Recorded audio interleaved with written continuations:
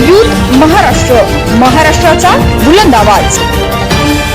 ताज्या बातम्या, मनोरंजन आणि व्हायरल बातम्यांसाठी यूथ महाराष्ट्र न्यूज चॅनल आजच सबस्क्राईब करा। बदलापूर पूर्व येथील एका नामांकित शाळेत 2 चिमुरड्यांवर झालेल्या लैंगिक अत्याचार घटनेनंतर पालकांचा उद्रेक झाला होता। तेथील नागरिकांनी 10 तास बदलापूर रेल्वे स्थानकात ट्रॅकवर ठिय्या आंदोलन केलं। यानंतर संध्याकाळी 6च्या सुमारास पोलिसांनी लाठीचार्ज करत आंदोलकांना पांगवले। मात्र बदलापूरसह राज्यात होणाऱ्या महिला अत्याचाराच्या घटनांच्या निषेधार्थ महाविकास आघाडीच्या वतीने आज पनवेलमधील छत्रपती शिवाजी महाराज चौक येथे मूक आंदोलन करण्यात आलं। या आंदोलनात कार्यकर्त्यांनी व नेत्यांनी तोंडाला तसंच हाताला काळ्या पट्ट्या लावून महायुती सरकारचा जाहीर निषेध केला। यावेळी महाविकास आघाडीचे नेते, कार्यकर्ते, पदाधिकारी, महिला पदाधिकारी आदींचा सहभाग होता। तसंच एक चिमुकली भाजप सरकारचा निषेध करणारे फलक घेऊन या आंदोलनात सहभागी झालेली पाहायला मिळाली।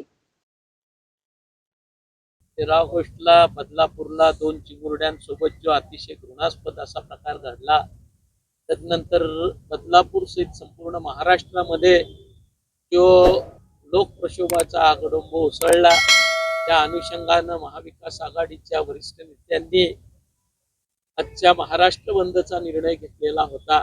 पण कालच मुंबई उच्च न्यायालयाच्या न्यायाधीशांनी या बंदबाबत थोडेसे ॲडव्हर्स शेरे मारले। हा बंद बेकायदेशीर असेल म्हणून जाहीर केलं आणि त्याची दखल घेत न्यायालयाचा आदर राखत महाविकास आघाडीच्या नेतृत्वानं आजचा बंद रद्द करून ठिकठिकाणी महाविकास आघाडीचे कार्यकर्ते, पदाधिकारी आणि सर्वसामान्य नागरिकांनी या ठिकाणी तोंडाला काळ्या पिठी बांधून या प्रकाराचा निषेध करावा अशा पद्धतीच्या सूचना केल्या।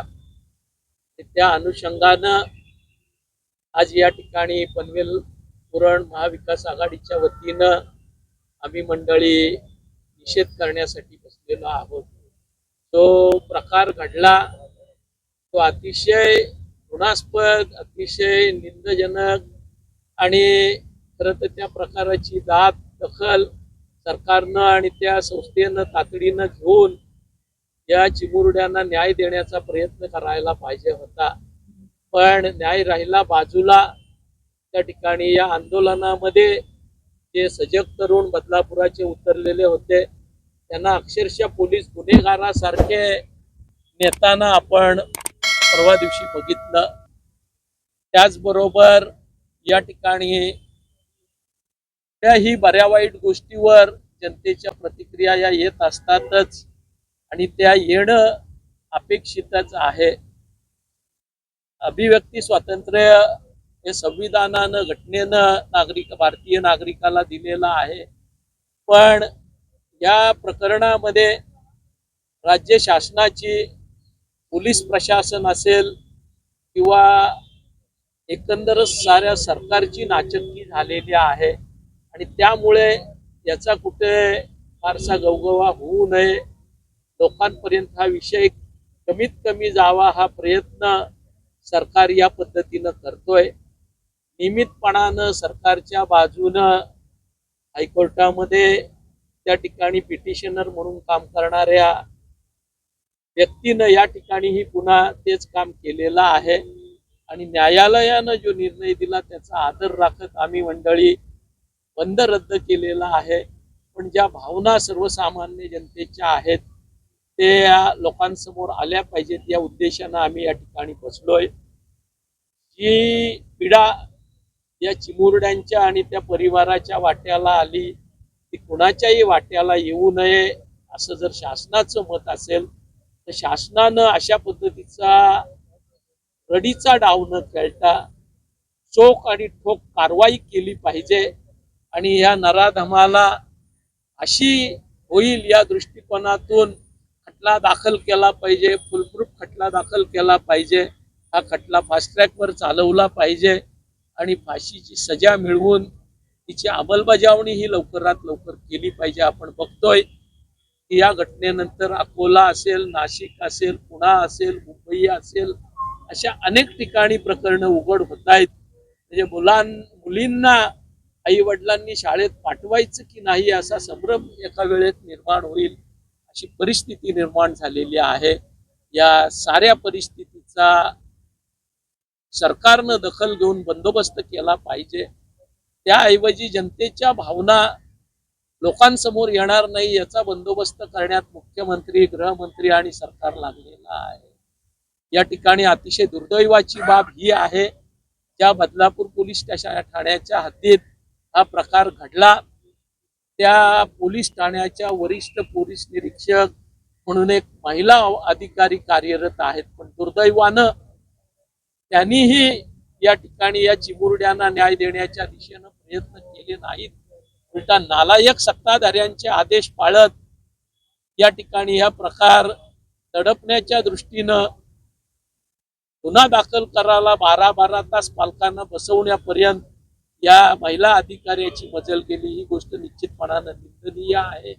या साऱ्या प्रकरणाचा, शासनाचा या प्रकरणातल्या भूमिकेचा पनवेल उरण महाविकास आघाडीच्या वतीनं, सर्वसामान्य पनवेलकरांच्या वतीनं आम्ही निषेध करतो आणि भविष्याच्या कालखंडामध्ये याच्यामध्ये निश्चितपणानं बदल होऊन मुली, महिला, भगिनी या सुरक्षित राहिल्या पाहिजेत, त्या दृष्टीनं पावलं उचलली पाहिजेत, अशा पद्धतीची आमची धारणा आहे. तशा पद्धतीची मागणी आम्ही या ठिकाणी शासनाकडे. प्रथम तर मी धिक्कार करेन शिंदे सरकारचा, कारण की आज चिमुकलीवर बलात्कार होऊन सुद्धा जर शिंदे सरकारचे जे त्यांचे जे कार्यकर्ते आहेत किंवा त्यांचे जे कमिटीवर लोक आहेत ते कुठल्या प्रकारचे आपल्या पोलीस प्रशासनाला दडपण करून शिनी आपल्या चिमुकलीला अन्याय झाला तिला सहकार्य करत नाही. आणि आम्हाला पक्षप्रमुख आदरणीय उद्धवजी बाळासाहेब ठाकरे यांनी आदेश केलेले आहेत की कुठलाही मोर्चा करताना आज जर आपल्या शासनाचं पालन करून मान सन्मान करून शिनी आपल्या कुठल्या प्रकारची तोडफोड न करता शांत पद्धतीने हे आंदोलन करायचं आहे. आणि त्यासाठी आम्ही त्या ठिकाणी जमलो आहे. आणि तुम्ही तर पाहत असाल या आंदोलनासाठी या चिमुकल्यांचं सुद्धा इथे चिमुकल्यांचा समावेश झालेला आहे. याचा अर्थ असा की जर शिंदे सरकार जर असंच करत राहिले तर आज आपल्या छोट्या शाळा तर सुरक्षित नाहीत. आई बहिणी माझ्या जर रात्री अपरात्रीच्या कामाला जातात त्यांची सुद्धा भवितव्य धोक्यात आहे. मी अक्षरशः खंत व्यक्त करतो की शिंदे सरकारची 12 तास एखाद्या महिलेला जर पोलीस स्टेशन बसून कुठल्या प्रकारचा त्यांचा गुन्हा दाखल करून घेत नाहीत आणि जे लोक आंदोलनकारांनी विरोध केला त्यांच्यावर गुन्हे दाखल केले, म्हणजे खरोखर शर्मनाक बाब आहे. मला एवढंच म्हणायचं आहे की महाराष्ट्राची भूमी ही संतांची भूमी आहे, छत्रपती शिवाजी महाराजांची भूमी आहे. छत्रपती शिवाजी महाराजांनी स्वराज्यामध्ये महिलांना, माता भगिनींना न्याय दिलेला आहे, तेव्हा त्यांनी स्वतःच्या माणसांचंही गय केलेली नाहीये. अशा ह्या महाराष्ट्राच्या भूमीमध्ये सावित्रीच्या आम्ही लेकींवरती जो अत्याचार होतोय, लहान मुलींवर, चिमुकल्यांवरती जो अत्याचार होतोय तो अतिशय घृणास्पद आहे. आणि अशा वेळेला मूक बधीर सरकारने जे कानावरती, डोळ्यावरती जे झापडं बांधले ते काढायला पाहिजे. लाडकी बहीण योजना ठीक आहे, पण तुम्ही महिलांना सुरक्षा देणं हे सगळ्यात महत्वाचा मुद्दा आहे. कारण जर का माता भगिनी सुरक्षित नसतील तर या महाराष्ट्राच्या भूमीला, या महाराष्ट्राच्या संतांच्या भूमीमध्ये लज्जास्पद अशी ही भूमिका राहणार आहे. आणि सरकारने महाराष्ट्रातल्या माता भगिनींना न्याय दिला पाहिजे. कारण जर एका महिलेवरती अत्याचार होत असेल तर त्या महिलेचा पूर्ण कुटुंब हा उद्ध्वस्त होत असतो आणि ती जी महिला आहे ती पूर्ण आयुष्यातून निघून जाते, तिला त्याच्यातून सावरणं मुश्किल होतं. तेव्हा मला सरकारला नम्र विनंती आहे की हे ज्या घटना घडतायत, लागोपाठ घडतायत, तेव्हा त्या लोकांना लवकरात लवकर तुम्ही शिक्षा अनाऊन्स करा. नुसतं तुम्ही कमिटी नेमताय, SIT नेमताय, हे न करता लवकरात लवकर तुम्ही त्यांना न्याय द्या आणि त्वरित निर्णय घ्या. कारण राजकारण करायचं नाहीये. विरोधी पक्ष नेता म्हणून, महाविकास आघाडी म्हणून आम्हाला राजकारण नाही करायचंय. महिलांना 1500 रुपये मिळतात, त्या 1500 रुपयामध्ये काही ना एक सिलेंडर पण येणार नाहीये. पण माझं एवढंच म्हणणं की महिलांना सुरक्षा, आमचं शरीराची सुरक्षा, आमच्या मनाची सुरक्षा ही सगळ्यात महत्वाची आहे. आणि मी पुन्हा एकदा माझ्या तिन्ही बंधूंना विनंती करते, एकनाथ दादा, अजित दादा आणि देवेंद्र फडणवीस दादांना, की महिलांना सुरक्षा द्या. एवढीच आमची मागणी आहे महाविकास आघाडीकडून. मैं डॉक्टर शिल्पा पाठक ठाकुर, यहाँ हम सारे लेडीज अपनी बहनों के लिए हूँ. मैं लकी थी, मैंने पढ़ाई कर ली, मैं बच गई, मैं प्रोफेसर हूँ. लेकिन उन छोटी छोटी बच्चियों का क्या है ये? किस लिए ये सरकार बनी है?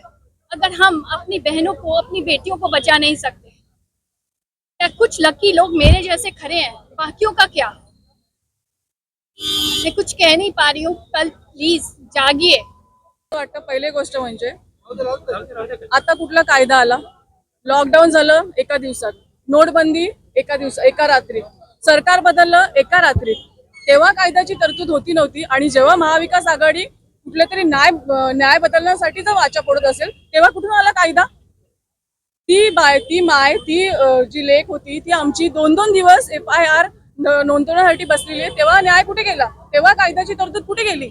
आणि लगेच महाविकास आघाडी काहीतरी करते तर आम्हाला सांगताय की कायद्याच्या तरतूदमध्ये असं नाहीये, त्यामुळे बंदी करू शकत नाही.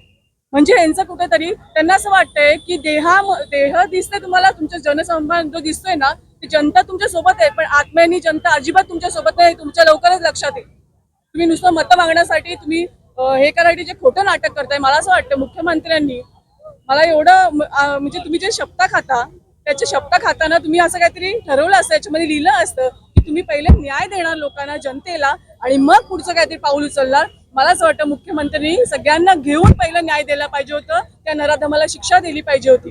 पण ते न करता महाविकास आघाडी काहीतरी चुकीचं करते हे दाखवण्यासाठी कायद्याची तरतूद आम्हाला दाखवली. अतिशय चुकीचं घडणार आहे पुढे, हे आमचे नेते देखील बोललेले आहे. मला असं वाटतं आता काय बोलणं अधिकाराने, आम्हाला मुलीबाईंना घेऊन तुम्हाला न्याय मागण्यासाठी हाक द्यावी लागते, तरी सुद्धा कुठे फरक पडणार नसेल, न्यायामध्ये काय बदल होणार नसेल आणि आम्हाला कुठेतरी थांबवत असाल तुम्ही, तर ह्याच्या पुढे खूप भयानक होणार आहे आणि ह्याच्यापुढे आम्ही काहीतरी मोठं आंदोलन करण्याचं आम्ही तुम्हाला निर्देशन देतो. महाविकास आघाडीच्या माध्यमातून आपल्याला माहिती असेल की महाराष्ट्र बंदची हाक दिली होती. कारण आज आमचे मिंदे सरकार बहीण माझी लाडकी योजना घेऊन गावोगावी या जनतेचा पैसा घेऊन ते मार्केटिंग करतायत, परंतु बहिणीच्या सत्कार करत असताना भाचीवर अत्याचार करतायत. कारण भाचीवर ज्या प्रकारे आज आपण बघतोय बलात्कार होत आहेत, अनेक प्रकारे अनेक ठिकाणी असा घटना घडत असताना सुद्धा मामा आणि ते बी आज सरकारमध्ये बसलेला मुख्यमंत्री उपमुख्यमंत्री हे कुठल्याही पद्धतीने भाचीला न्याय देण्यासाठी जात नाहीयेत, धावत नाहीयेत. पण ते बहिणीला बहीण म्हणजे लाडकी आणि ते 1,500ची भेट म्हणून देत आहेत. पण ती सगळ्या बहिणी अशाच सांगतात पुऱ्या महाराष्ट्रामध्ये की आम्हाला मदत नको, पण आमच्या भाचीचे आमच्या मुलींचं रक्षण कर मामा म्हणून. पण कंस मामा हा कधीही भाचीचं रक्षण करू शकत नाही, हा इतिहास आहे. कारण इतिहासामध्ये तुम्ही बघितलं असेल कंस मामाने भाचीला मारलेलं आहे आणि हा सरकार मिंदे सरकार ही तेच काम करतोय. परंतु फक्त कुठली तरी जी घटना अनेक ठिकाणी ज्या घटना घडतात, बदलापूरची तुम्हाला माहिती आहे, मुख्यमंत्री गेले होते, मुख्यमंत्री तिथं असताना 11 तारखेची घटना 16 तारखेपर्यंत ती लपवली गेली आणि ह्या लपवण्यामागे जो अक्षय शिंदे म्हणून जो आरोपी आहे तो भारतीय जनता पार्टीचा वामन म्हात्रेचा कार्यकर्ता आहे आणि त्या कार्यकर्त्याला वाचवण्यासाठी वामन म्हात्रे आणि तिकडची जी बीजेपीची संघटना आहे ती कार्यरत होती. त्यामुळे त्या मुलीला न्याय मिळाला नाही. परंतु महाविकास आघाडीच्या माध्यमातून आम्ही सरकारचा निषेध करतोय आणि त्यांना सांगतोय की तुम्ही त्वरित त्याच्यावर कारवाई झाली पाहिजे फास्ट ट्रॅकवर, अशी काँग्रेसच्या वतीने आम्ही त्यांचा निषेध व्यक्त करतो. महाराष्ट्र, महाराष्ट्राचा बुलंद आवाज.